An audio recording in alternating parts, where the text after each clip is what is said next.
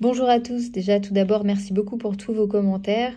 Je suis ravie que cette série d'informations sur les émotions du runner vous plaise et vous permette de comprendre un petit peu mieux ce qui se passe de l'autre côté. Donc dans ce podcast, nous allons regarder d'un peu plus près les veilles du runner. Donc juste avant la phase de la réunion entre les flammes jumelles, qu'est-ce qui se passe du côté de nos runners? Donc comme on l'a vu, on a vu donc l'amorce de la guérison avec forcément toutes les questions qui vont avec, la nuit noire de l'âme dans laquelle rentre le runner et ce moment-là où le runner va commencer à réaliser la véritable nature de son lien avec son chaser. Et c'est à partir de là que le runner va commencer à être prêt à intégrer ce lien dans sa vie. Donc, qu'est-ce qui va se passer? Déjà, on nous parle d'une prise de conscience soudaine et profonde. C'est-à-dire que le runner va commencer à ressentir une intensification de ses émotions. Des émotions qu'il a très longtemps tenté de refouler. Alors, cela va pouvoir se manifester par plusieurs biais, notamment par des souvenirs récurrents, quand il était par exemple avec son jumeau, avec sa jumelle, des flashbacks émotionnels, ou aussi des rêves très très puissants où il se voit retrouver son autre.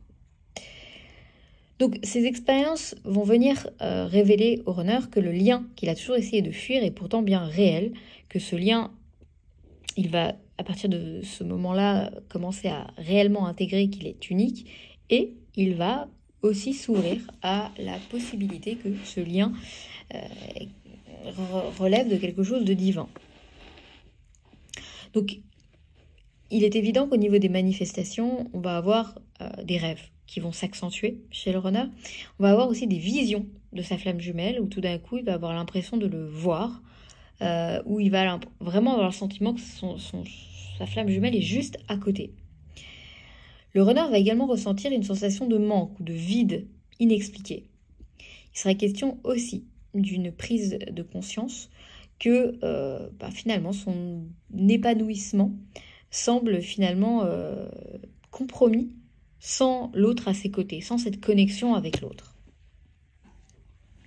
Donc là, le runner rentre dans cette phase d'affrontement des peurs et des blessures, c'est-à-dire qu'il est confronté à ses blessures les plus profondes, notamment à celles qui l'ont poussé à fuir la relation initialement. On ne va pas réénumérer l'ensemble de ces blessures, on les connaît, mais à ce stade-là, le runner va donc rentrer dans ce processus qui peut être douloureux, mais qui va être absolument essentiel à ce stade-là. Pourquoi? Parce que le runner va commencer il va plutôt à ce stade-là, pas commencer, mais il va rentrer dans les profondeurs, mais les dernières profondeurs, on va dire la dernière couche de ses blessures. Et là, il peut se sentir un petit peu submergé émotionnellement. Il va avoir besoin, pour le coup, de se renfermer, d'être dans la solitude pour réfléchir. Et il va se poser des questions assez existentielles. Il va se poser des questions sur lui-même, au-delà du lien. Il va vraiment se demander, mais qui je suis réellement? Qu'est-ce que je veux dans la vie? Qu'est-ce que je veux faire? Quel est mon but? Et enfin voilà, il va un peu lâcher le masque égotique où il a répondu présent à son entourage depuis longtemps, où il a finalement suivi ce que sa famille attendait de lui, ce que ses amis attendaient de lui. Et là, il va commencer à s'écouter lui-même, il va commencer à se poser les vraies questions sur lui-même. Durant cette phase, le runner va ressentir une sensation de connexion énergétique avec son chaser. C'est-à-dire que cette connexion, elle va être extrêmement puissante même à distance. On va avoir un runner qui va penser à son chaser limite H24, qui va ressentir des sensations physiques, surtout au niveau du cœur, au niveau du plexus solaire, et il va être question de synchronicité répétée. Le runner va s'ouvrir durant cette phase, à la dimension spirituelle, c'est-à-dire cela va impliquer forcément pour lui une certaine ouverture à la spiritualité. Il va commencer à percevoir au-delà de la réalité physique. Et il va comprendre que son lien avec sa flamme jumelle est directement lié à un cheminement d'âme à âme. Un cheminement qui est en lien avec la transformation personnelle. Cette compréhension va l'aider à intégrer le fait que retrouver l'autre est finalement une étape naturelle et inévitable dans son parcours. On va avoir un runner qui va donc rechercher un sens dans sa vie. Il va s'intéresser de plus en plus à des pratiques comme de la méditation, comme s'intéresser à des lectures peut-être spirituelles ou se tourner vers des thérapies énergétiques. En tous les cas, il va commencer à s'intéresser à des choses un peu plus, un peu moins cartésiennes, on va dire. Il va être question pour lui d'une véritable compréhension de son lien avec son chaser et il va réaliser que ce lien est bien plus important et bien plus grand que ses propres peurs et ses propres blocages. Donc on va être face à un runner ici qui va se retrouver face à une volonté croissante de s'aligner avec son âme. Il n'aura plus trop le choix à ce stade-là. Il va donc se retrouver face à des déblocages des résistances. Donc il va commencer à laisser tomber les résistances qu'il avait construites autour de lui. Il va commencer à ressentir une paix intérieure croissante à l'idée d'accepter son lien avec sa flamme jumelle. Et ce déblocage va être parfois accompagné d'une envie de retrouver l'autre, un désir de réparer ce qui a été brisé. À ce niveau-là, le runner peut ressentir comme un sentiment de soulagement et de légèreté, et une envie extrêmement forte, voire irrésistible, de communiquer ou de se rapprocher de sa flamme jumelle.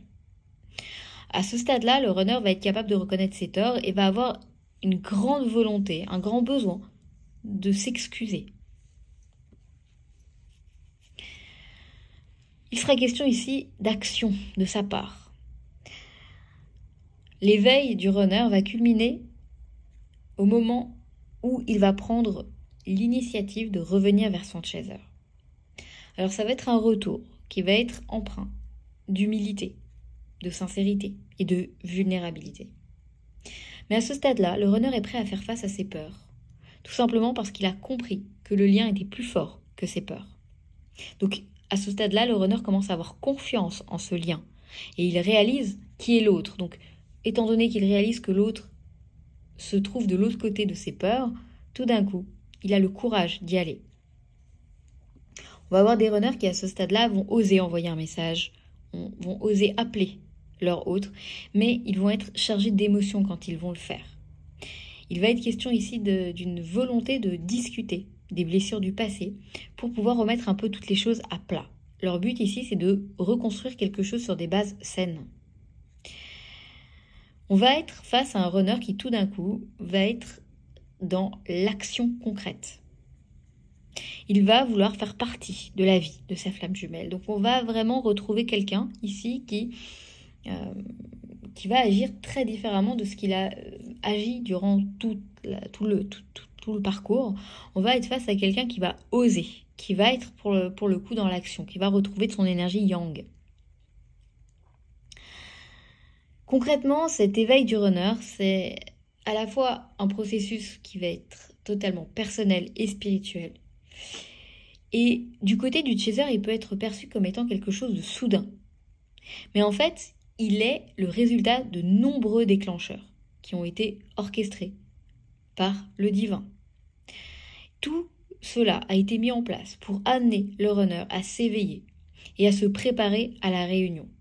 C'est un processus qui demande beaucoup de temps, beaucoup de courage, surtout pour le runner qui doit, à ce stade-là, affronter ses propres ombres pour revenir vers cette lumière et donc revenir vers l'autre.